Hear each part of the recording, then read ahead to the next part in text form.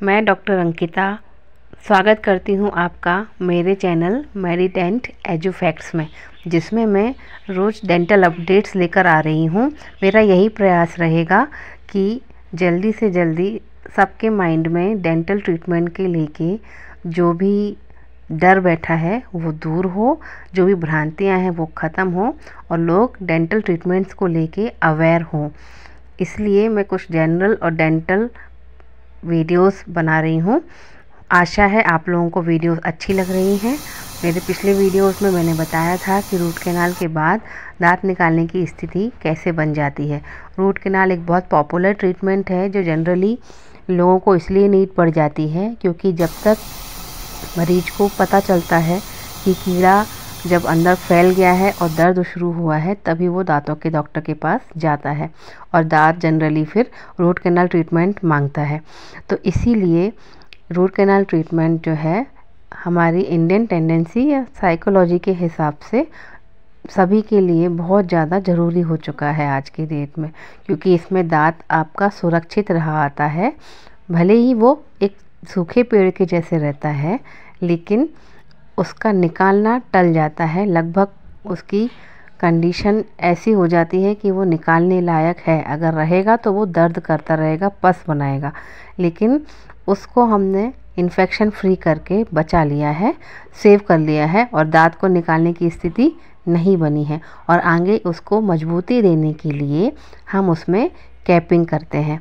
तो ये एक अच्छी प्रक्रिया है जिसे लोग फॉलो करते हैं और आराम से हैप्पीली अपना चबाना खाना बहुत अच्छे से ओरल हाइजीन के साथ में मेंटेन करते हैं। तो शुरू करते हैं वीडियो कि रूट कैनाल ट्रीटमेंट किस तरीके से इतने सारे वैरायटी के रेट्स में अवेलेबल है, डेंटिस्ट किस तरीके से इसमें चार्ज करते हैं, मरीज को किस तरीके से अंतर समझ में आता है, ये सारी चीज़ें मैं इसमें कवर करने वाली हूँ। तो इसके टॉपिक्स को शुरू करने से पहले आप लोगों से रिक्वेस्ट है, आप लोग अगर चैनल में नए हैं तो आप इसे लाइक शेयर सब्सक्राइब ज़रूर करेंगे। Thank you. आगे शुरू होता है रूट कैनाल की वैरायटी। 500 से लेके 10,000 तक की रेट वाले ये रूट कैनाल ट्रीटमेंट्स मार्केट में डेंटिस्ट अपने अपने कन्वीनियंस के हिसाब से सेट करते हैं और पेशेंट्स पे चार्ज करते हैं। तो इसी की शुरुआत है पहली सिटिंग, दूसरी सिटिंग, तीसरी सिटिंग या फिर सिंगल सिटिंग। ये इस तरीके से चेयर साइड पेशेंट पे कितना टाइम लग रहा है इससे शुरुआत करेंगे।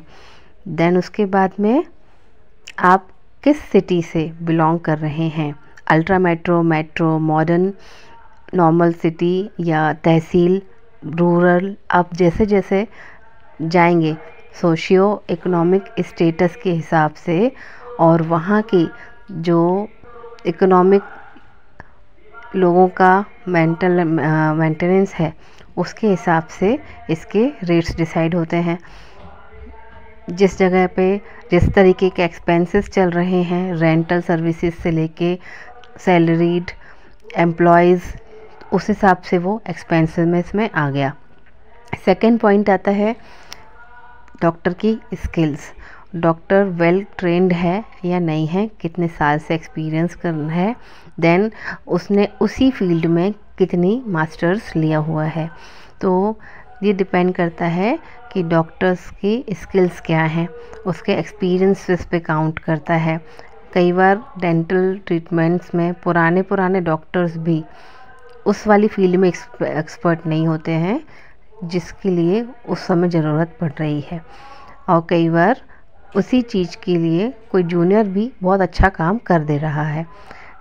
तीसरा है, आपने जब डेंटल क्लिनिक शुरू किया है तो एक बेसिक इन्वेस्टमेंट होता है, चेयर्स, डेंटल चेयर, एक्सरेज या इक्विपमेंट, स्टरलाइजेशन यानी कि कीटाणु रहित करने के लिए जो अलग अलग मशीनें होती हैं। तो ये सारे के सारे जो सिस्टम बनाते हैं वो मैनेजमेंट से एक्सपेंसेस स्टार्ट होती है। तो अभी तक हम केवल एक बेसिक जनरल इन्फॉर्मेशन के हिसाब से RCTs को डिवाइड कर रहे हैं ट्रीटमेंट के वेरिएशंस को। आगे अगर अपन और चलते हैं तो अब हमको ट्रीटमेंट की प्रोसीजर में जाना पड़ेगा। प्रोसीजर वाइज और मटेरियल वाइज एक्सपेंसेस लिए हैं अगर लोगों ने, तो कैसे वैरायटी आ जाती है रेट्स में। तो इसके लिए मैं आपसे रिक्वेस्ट करूँगी, आप मेरा अगला पार्ट देखिए। ये वीडियो लंबा हो रहा है, तो नेक्स्ट पार्ट में RCTs को स्टेप बाय स्टेप समझाने के प्रयास करूँगी, और उसी में मैं साथ में ये भी जोड़ूँगी कि किस लिए हर स्टेप में क्या क्या चीज़ें यूज़ नहीं करने से, या कौन सी स्किल या किस तरीके से एक्सपीरियंस अगर नहीं होने से कैसे रेट में फ़र्क पड़ जाता है। तो तब तक के लिए थैंक यू।